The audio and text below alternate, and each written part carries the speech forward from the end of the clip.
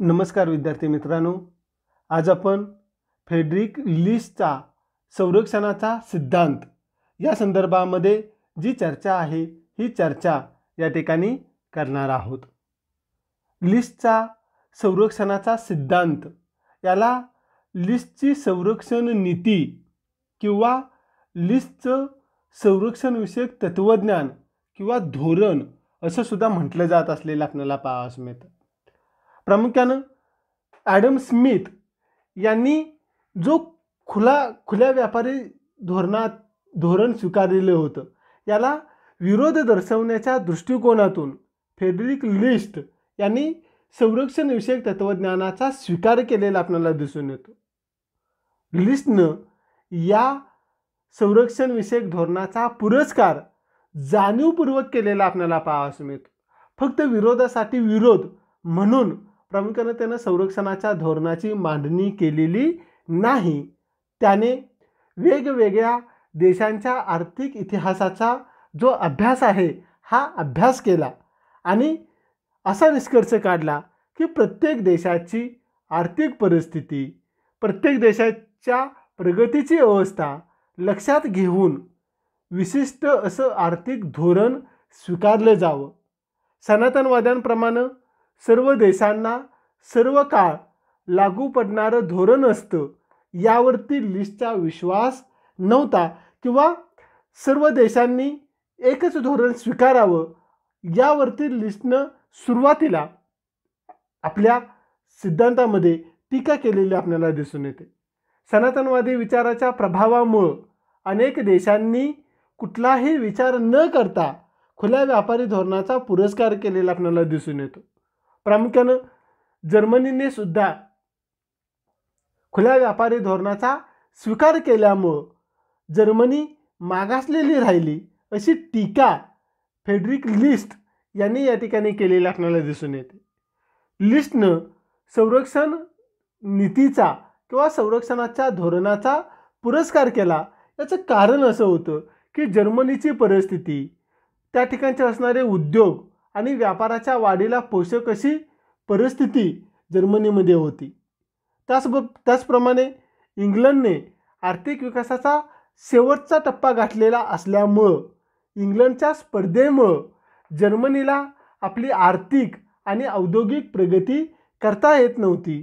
सर्वच देश समान आर्थिक पातळीवरती जर असतील तर खुल्या व्यापारी धोरणाचा पुरस्कार करण्यास हरकत नसते, पण प्रत्यक्षामध्ये तशी परिस्थिती दिसून येत नाही।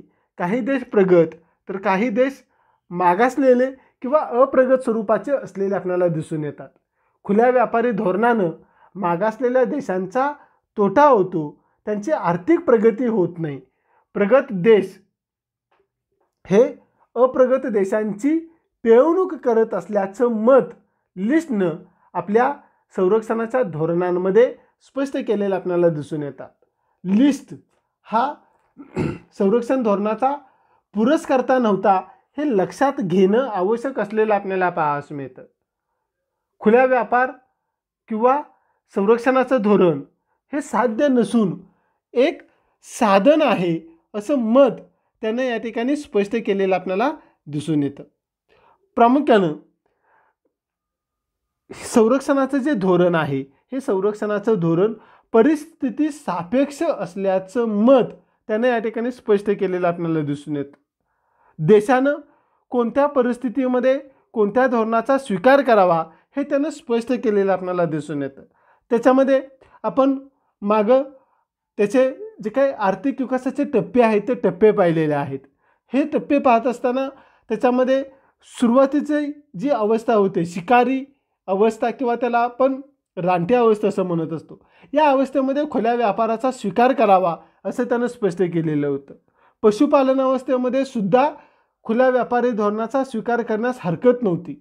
त्याचबरोबर जी तिसरी अवस्था होती या तिसऱ्या अवस्थेमध्ये सुद्धा देशानं खुल्या व्यापारी धोरणाचा अवलंब करावा असं त्यानं स्पष्ट केलेलं आपल्याला पाहावयास मिळतं। म्हणजेच लिस्ट हा खुल्या व्यापारी धोरणाविरोधी होता असं आपल्याला म्हणता येत नाही।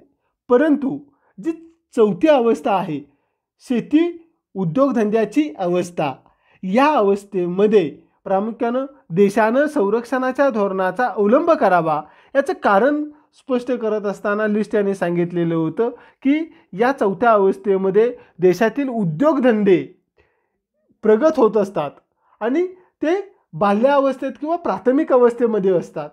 त्यांची प्रगती होण्याच्या दृष्टिकोनातून संरक्षणाच्या धोरणाचा स्वीकार करावा असं त्यांनी स्पष्ट केलेलं होतं.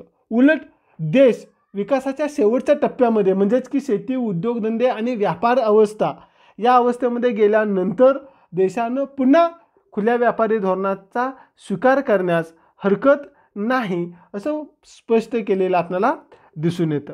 म्हणजेच प्रामुख्यानं लिस्टनं सनातनवादी अर्थशास्त्रज्ञांच्या खुल्या व्यापारी धोरणांवरती टीका केलेली आपल्याला दिसून येते. याचं कारण जर आपण विचारात घेतलं तर आपल्या लक्षात येतं की ज्यांनी या तत्वाला विश्वव्यापी स्वरूप देऊन म्हणजेच की सनातनवाद्यांनी विश्वव्यापी स्वरूप देऊन हे जे धोरण आहे हे धोरण परिस्थिती निरपेक्ष आणि मानवजातीच्या हिताच्या दृष्टीनं उपयुक्त असतं असं भासवण्याचा प्रयत्न केला. त्या भूमिकेवरती लिस्ट यांनी टीका केलेली आपल्याला दिसून येते. म्हणजेच प्रामुख्यानं लिस्ट हा खुल्या व्यापारी धोरणाचा विरोधक नव्हता, पण सनातनवाद्यांनी जे त्याला स्वरूप दिलेलं होतं किंवा सदा सर्व काळ जे धोरण आहे हे धोरण योग्य असतं असं जे सनातनवाद्यांनी सांगितलेलं होतं त्याला लिस्टनं विरोध केलेला होता. म्हणजेच लिस्टनं संरक्षणाचा पुरस्कार केलेला जरी असला तरी तो पूर्णतः संरक्षणवादी होता असं आपल्याला म्हणता येत नाही. म्हणजेच प्रामुख्यानं लिस्टनं विशिष्ट परिस्थितीमध्येच संरक्षणाच्या धोरणाचा पुरस्कार केलेला आपल्याला दिसून येतो. प्रामुख्यानं लिस्ट संरक्षणवादीही नव्हता किंवा खुल्या व्यापाराचा पुरस्कर्ताही नव्हता. ही दोन्ही धोरणं साध्य नसून फक्त साधन आहेत याची जाणीव ठेवून यापैकी कोणतं धोरण योग्य हे विशिष्ट परिस्थितीच्या संदर्भामध्ये ठरवावं लागेल अशी त्याची भूमिका असलेली आपल्याला दिसून येते. अशा पद्धतीनं प्रामुख्याने त्याचा असणारा जो काय हा जो संरक्षणाचा सिद्धांत आहे या संरक्षणाच्या सिद्धांताच्या संदर्भामध्ये जी चर्चा आहे ही चर्चा या ठिकाणी आपण केलेली आहे. यानंतर यातला आपला जो पुढचा भाग आहे की लिस्टच्या संरक्षण नीतीची वैशिष्ट्ये नेमकी काय आहेत याबाबतची चर्चा या ठिकाणी आपण करणार आहोत. प्रामुख्यानं लिस्टनं संरक्षणाचं धोरण हे परिस्थिती सापेक्ष आणि तात्पुरत्या काळासाठी स्वीकारलं जाणारं धोरण आहे असं सांगितलेलं होतं आणि सर्व देशांना सर्वच कालावधीमध्ये आणि सर्वच परिस्थितीमध्ये या धोरणाचा स्वीकार करता येणार नाही. यासाठी संरक्षण नीतीचा स्वीकार करत असताना कोणत्या गोष्टीचा विचार व्हायला हवा, कोणत्या गोष्टी विशिष्ट परिस्थितीमध्ये स्वीकारावयास हव्यात याची चर्चा लिस्ट याने केलेली होती. त्यालाच या ठिकाणी आपण लिस्टच्या संरक्षणाच्या धोरणाची वैशिष्ट्ये म्हणून ओळखतो. त्यातील पहिलं वैशिष्ट्य आपल्याला स्पष्ट करता येतं बालउद्योग युक्तिवाद. संरक्षण नीतीचा स्वीकार करत असताना त्या देशाची औद्योगिक प्रगती उद्योगधंद्यामधील प्रबळ प्रतिस्पर्ध्यांमुळे थोपवली गेली पाहिजे असं स्पष्ट दिसून आलं पाहिजे. औद्योगिक क्षेत्रातील प्रबळ प्रतिस्पर्ध्यांपुढं अप्रगत उद्योगांचा निभाव लागत नाही तेव्हा संरक्षणाच्या धोरणाचा अवलंब केला जावा असं मत त्यानं या ठिकाणी स्पष्ट केलेलं आहे. आणि हाच लिस्टचा युक्तिवाद पुढं बालउद्योग युक्तिवाद म्हणून प्रसिद्ध झालेला आपल्याला पाहावयास मिळतो. म्हणजेच आपण त्याच्या आर्थिक विकासाचे टप्पे पाहत असताना जो चौथा टप्पा होता या चौथ्या टप्प्यामध्ये पाहिलेलं होतं की जे उद्योगधंदे आहेत ते उद्योगधंदे प्राथमिक अवस्थेमध्ये किंवा बाल्यावस्थेमध्ये असतात आणि याच अवस्थेमध्ये उद्योगधंद्यांना संरक्षणाची गरज असल्याचं त्यानं स्पष्ट केलेलं आपल्याला पाहावयास मिळतं. हे एक त्याच्या संरक्षण नीतीचं वैशिष्ट्य आपल्याला स्पष्ट करता येतं. दुसरं वैशिष्ट्य आपल्याला सांगता येतं आवश्यक पात्रता हवी. प्रामुख्यानं कारखानदारी आणि उद्योगधंदे यांच्या विकासासाठी आणि संरक्षणाकरता या धोरणाचा अवलंब करत असताना सगळ्यात महत्त्वाची गोष्ट लक्षात ठेवली पाहिजे ती म्हणजे या संरक्षणाच्या धोरणाचा अवलंब करणाऱ्या देशांजवळ विस्तीर्ण भूप्रदेश, प्रचंड लोकसंख्या, भरपूर नैसर्गिक साधनसंपत्ती, विकसित शेती व्यवसाय असला पाहिजे.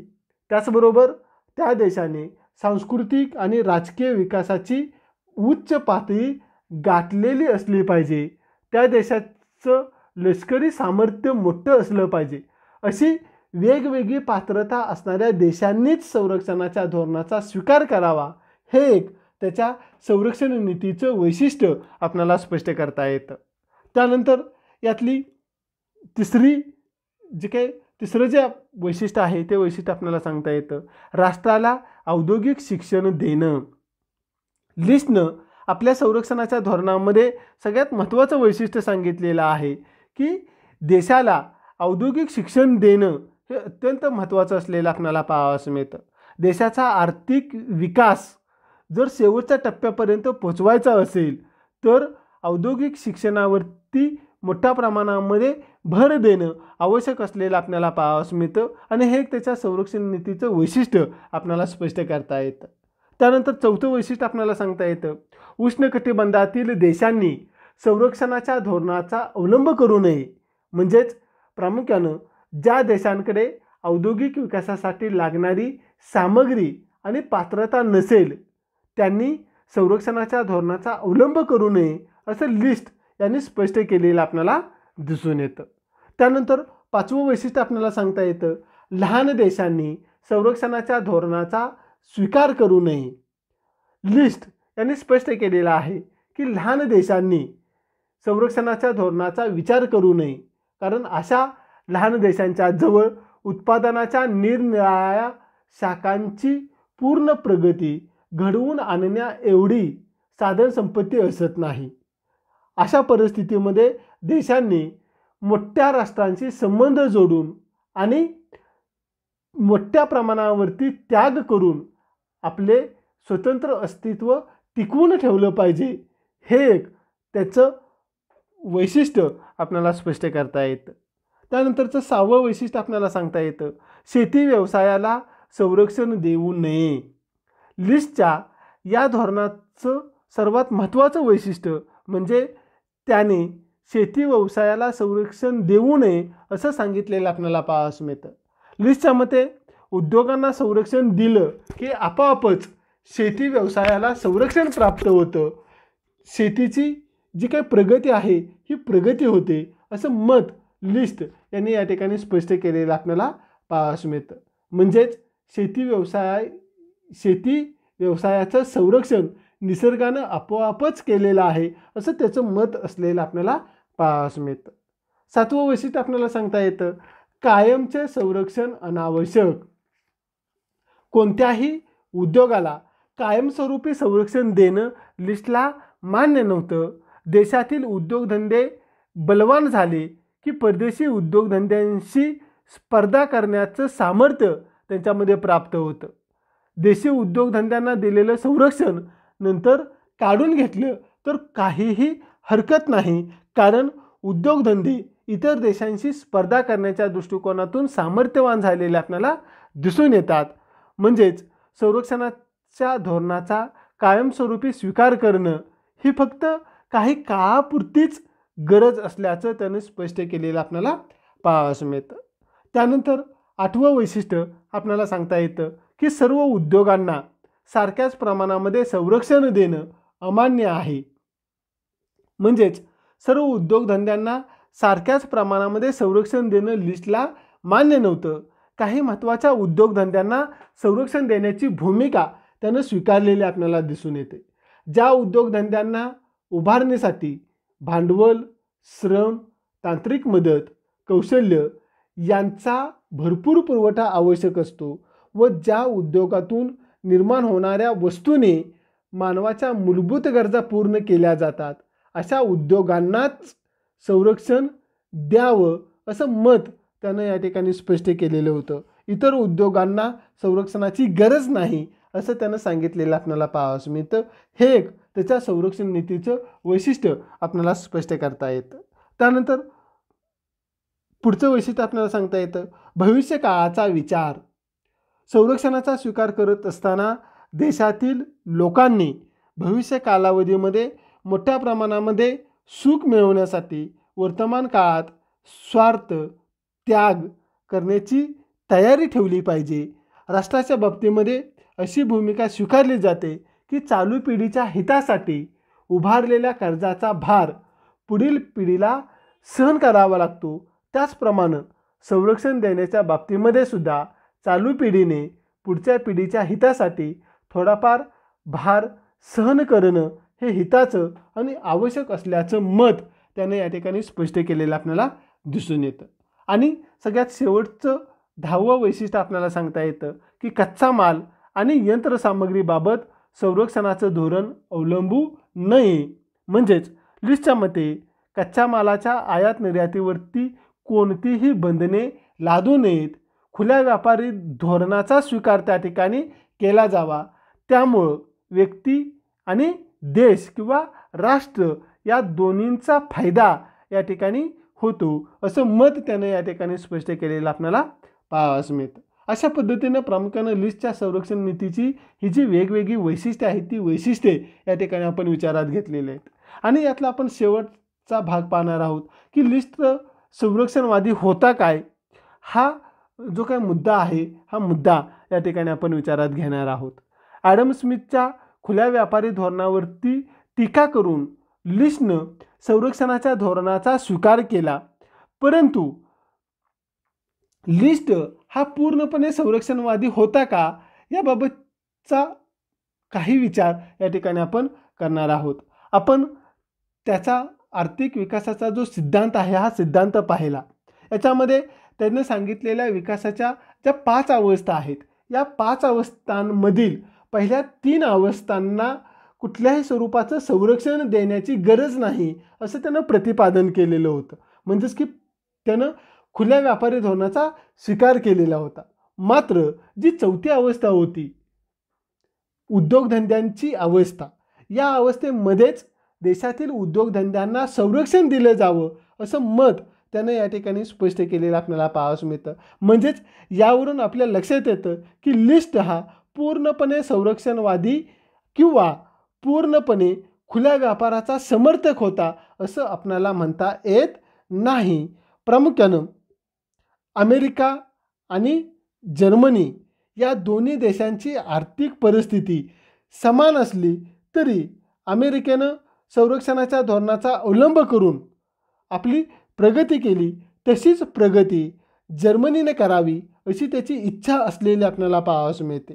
आणि अशा पद्धतीनं संरक्षणाच्या धोरणाचं समर्थन करत असताना तो थोडासा आग्रही झालेला होता की देशामध्ये संरक्षणाच्या धोरणाचा स्वीकार करून प्रगती करावी अशी त्याची इच्छा असलेली आपल्याला पाहावयास मिळते. म्हणजेच याचाच अर्थ तो खुल्या व्यापाराचा विरोधक होता असं आपल्याला म्हणता येणार नाही. म्हणजेच लिस्ट हा पूर्णतः संरक्षणवादीही नव्हता आणि पूर्णतः खुल्या व्यापाराचा समर्थकही असलेला आपल्याला पाहावयास मिळत नाही. अशा पद्धतीनं आपण या ठिकाणी लिस्ट यांचा संरक्षण नीतीची जी काही वैशिष्ट्ये आहेत ती वैशिष्ट्ये आणि त्याचा असणारा जो काही संरक्षणाचा सिद्धांत आहे या सिद्धांताच्या संदर्भातील जी चर्चा आहे ही चर्चा या ठिकाणी केलेली आहे. धन्यवाद.